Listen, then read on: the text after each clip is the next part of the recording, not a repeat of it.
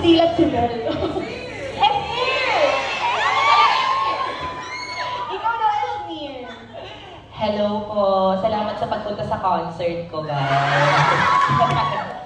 Of course, it's English.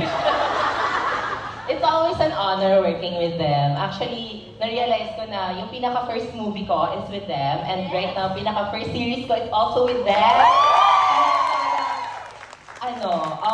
It's parang first time pa rin siya. And of course, super grateful to have worked with them and together with the veteran actors and actresses. Totoo naman, Miss Mai! Diba? Kahit ako yung dinodog show nila dun sa set, I'm having fun. Parang hindi totoo na honored king. Sobrang honored, top 1 pa nga eh. Ayun, how about you, love?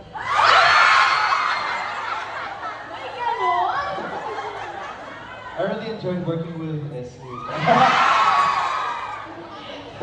It's actually my first time working with Don Bell. Second time with Bell actually, and I'm really enjoying it. It's really a nice and fun project, and I really like my role. At the same time, it's in a really nice place, La Union. We're surfing and just having a good time. So, ayan. Oh. It's always a nice working experience with Don Bell. Parang kahit sinong nakakatabaho kayo, always good words ang lumalabas sa kanila na parang talagang sobrang professional, sobrang babait. Now we'd like to hear from our highly respected, award-winning, top caliber actors. Nakasama Esmir, ganun kasi, hindi yung veteran. Respected at saka award-winning. top caliber award. Pinagtrabahuan namin ito eh. Go ahead, just may baka po gusto niyo mong mauna. How is it like working with Don Bell? I hate it. Bakit ba naman? No. It's just, I wasn't, of course, alam ko sila yung pinakasikat ngayon, sila yung, a lot of people look up to them and all that jazz. But, you know, to work with them really, I was actually very surprised. Because the chemistry that you guys have on screen is not just on screen.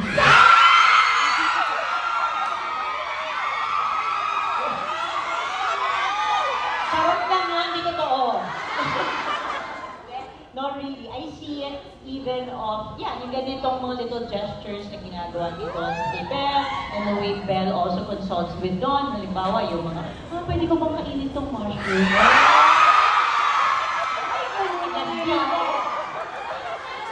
Hindi ng bata. Hoy, kinikilig ako. It's so true. That's why I think it works all the time na pag magkasama kayo at may mga projects kayo. Because I think it's very natural for you guys to actually really care for each other. Yung tinginan ninyo, hindi mapapantay. Oo, kasi matangkad siya, maliit.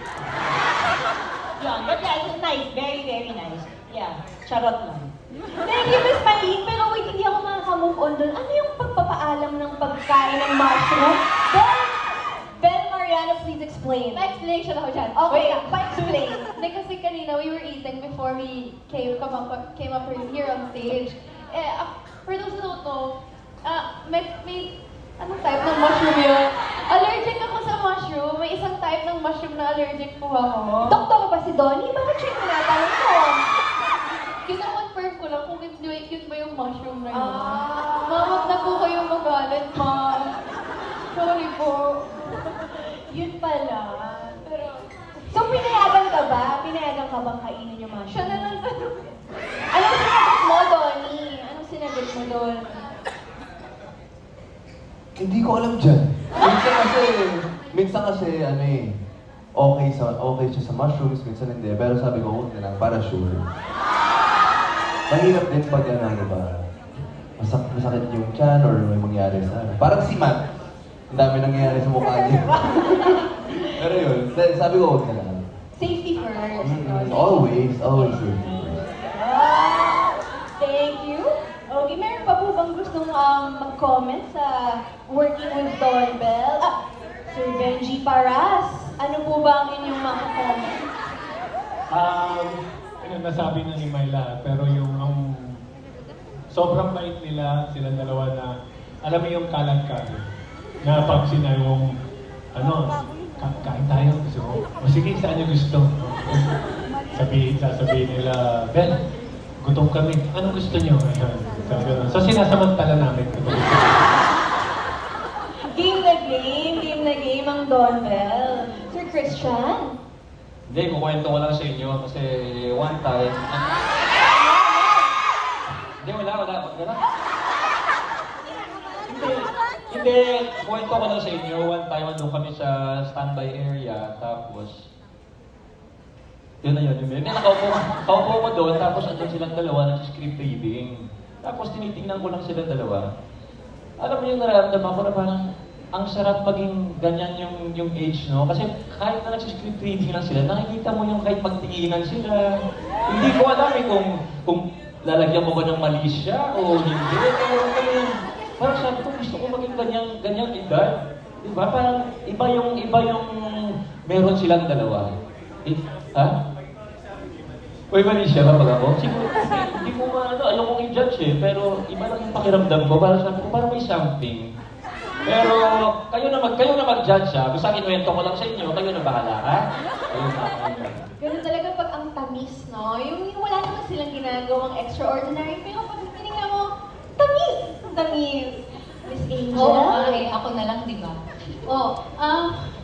Hindi, may ganun din akong experience like kay Christian. Shippers kami talaga eh.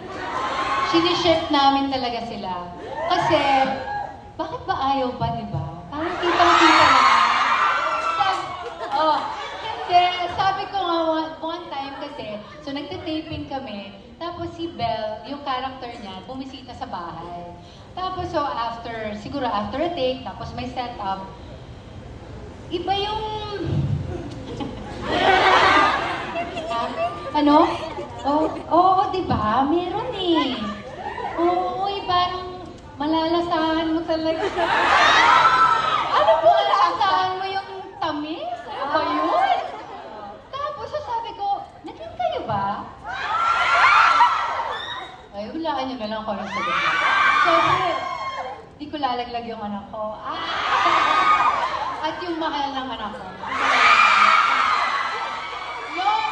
Hoy! Excuse me, huwag kayong mag-assume ha. Wala akong sinabi. Tinanong ko lang sila and they answered very truthfully. And I appreciate that. Yun lang, ang masasabi ko lang, sobrang authentic ng friendship nila. And I admire it and it makes it so easy to work with them para sa aming lahat. Kasi ang gaan-gaan nilang katrabaho. Walang heaviness, wala sila nung parang, ay magkaaway kami. Walang ganon. It feels so fresh and clean. Parang panty shield lang yun ah. No, seriously. Ang sarap ng trabaho. Ang gaan. Yun na lang, hanggang doon na lang po. Grabe yung revelations. Di ko kinakaya. Kinakaya niyo ba?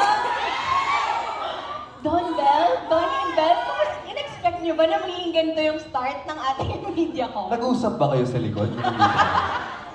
Ano ba tong pinasok natin? Di kayo Hindi, prepared. sobrang love namin yung cast namin. We really take it into heart, everything they say. And when we're on set, feel namin yung good vibes talaga. To add to that, syempre sa Lodion kami nag-shoot. So para talaga kaming nasa bakasyon pero professional pa rin. Alam mo yun, hindi natin nakakalimutan na we're all there for a reason. So we are very blessed to have these amazing people here with us.